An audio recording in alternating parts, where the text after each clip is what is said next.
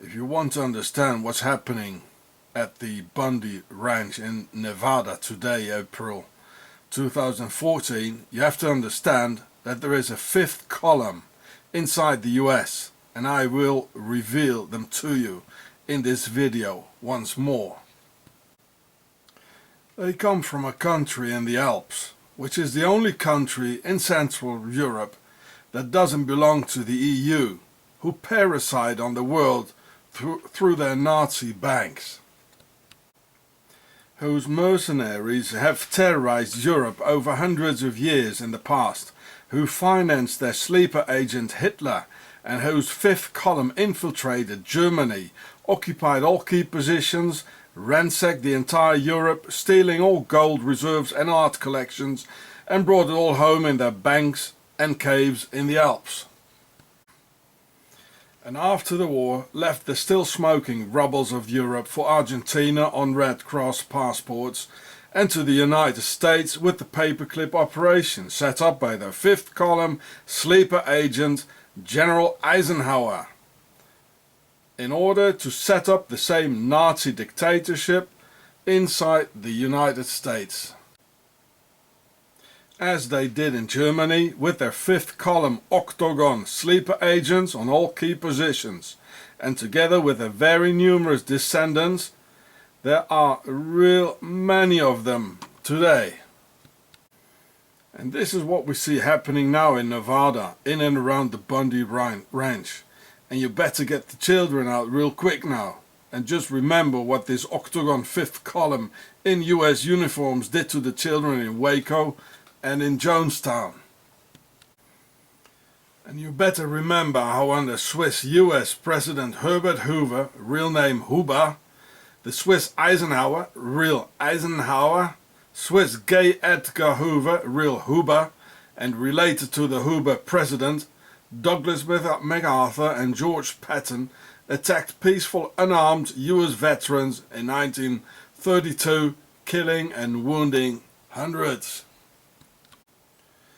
Octogon is the real name of their country in the Alps, also referred to as Switzerland. And as deception is the biggest weapon of evil, this place is far from being clean, neutral, innocent and honest. And here you can see one of their fifth column Swiss sleeper agents inside the US by the name of Hoover, who also called himself President Herbert Hoover, who killed a lot of Americans in 1932 and during the Depression that he made with the help of the Swiss Bank of International Settlements. Watch the videos below in the links as Swiss sleeper agents in the US.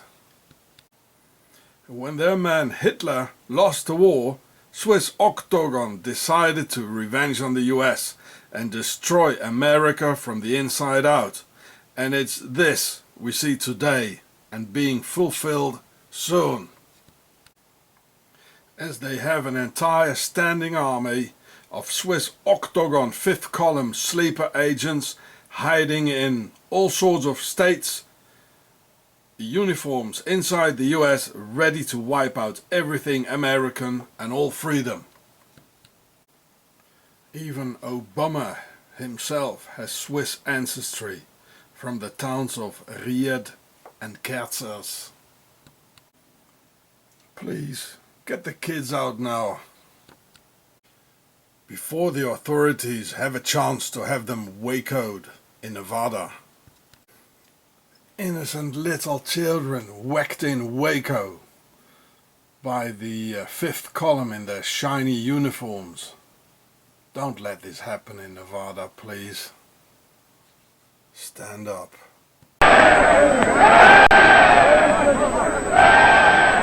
In 1932, Washington was under siege. The capital was surrounded by over 10,000 unemployed veterans of World War I from all over the country. Their only assets were the bonus certificates they'd been given after the war, which promised a cash bonus sometime in the future. They needed it now. At the end of May 1932, nearly 10,000 bonus marchers occupied the nation's capital, and tens of thousands more were on their way. Washington to get my bonus, and I'm going to wait for it till I get it if I have to wait till 1945. What's it that brought you to Washington? Want to beat the Undertaker, spend the money before the Undertaker gets it. I know who's made this country worth living in. It's just you fellas. Look, makes me so damn mad a whole lot of people speak of you as tramps. By God, they didn't speak of you as tramps in 1917 and 18. No. Take it from me. This is the greatest demonstration of Americanism we've ever had. Pure Americanism. President Hoover was left to deal with the veterans when the Senate rejected their demands. The marchers had stayed, camped out in central Washington.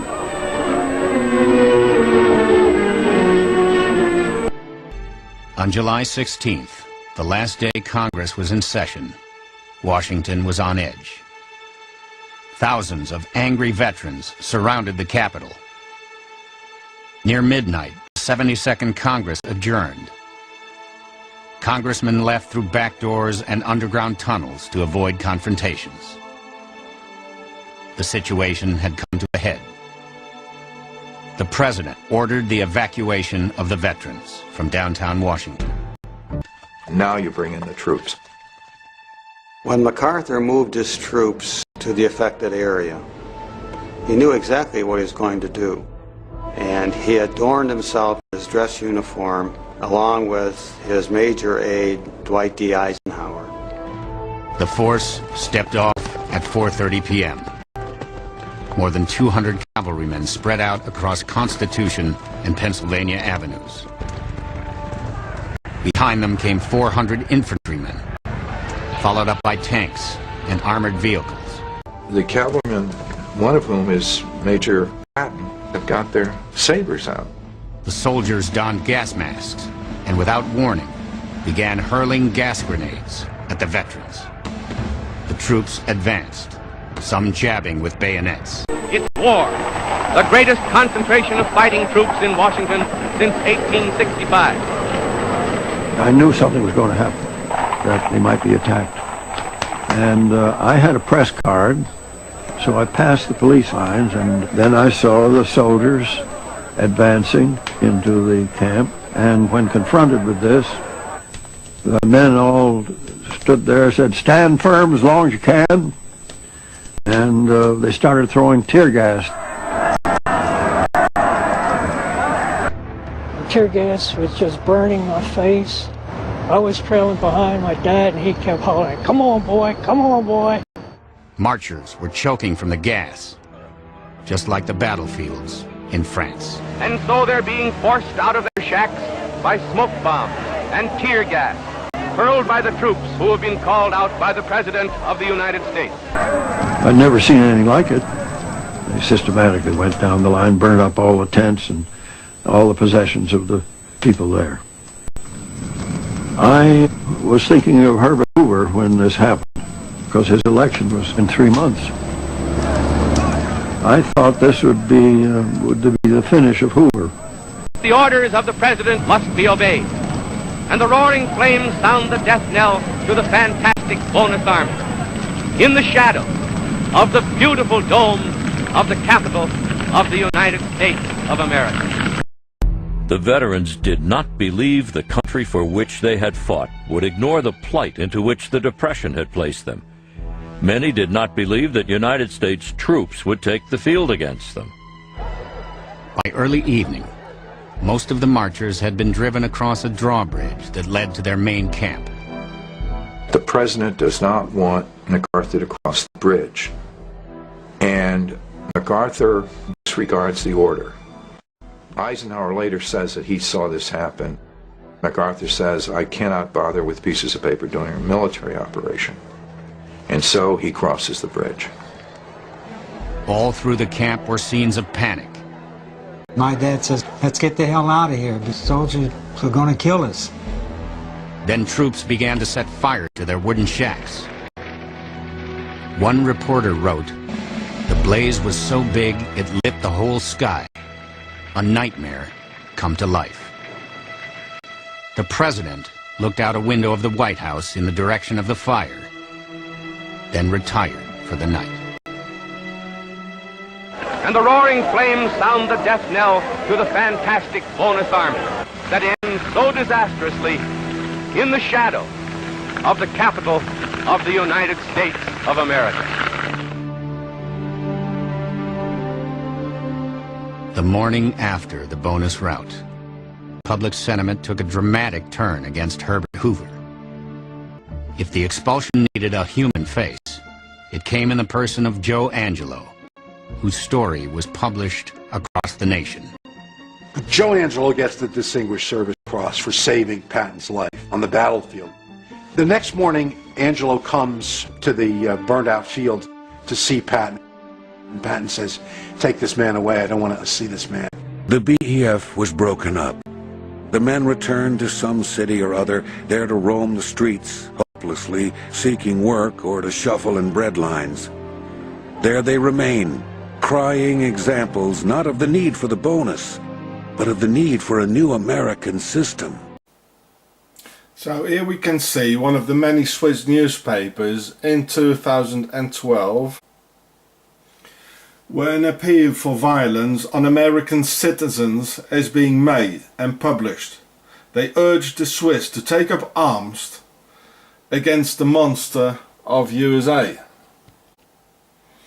and to chop off hands of American citizens, torture them and kill them, and just anyone else who dares to criticize the Swiss banks. You can read it here, black on white. The Swiss Nazi journalist's name is Daniel Kaufmann. You can see his picture here. From the Mietetic newspaper from the criminal Nazi state of Switzerland. I mean, look at the guy, I mean. Do read what Peter Odintsov said about economic and political hitmen working for Swiss banks and taking out targets worldwide.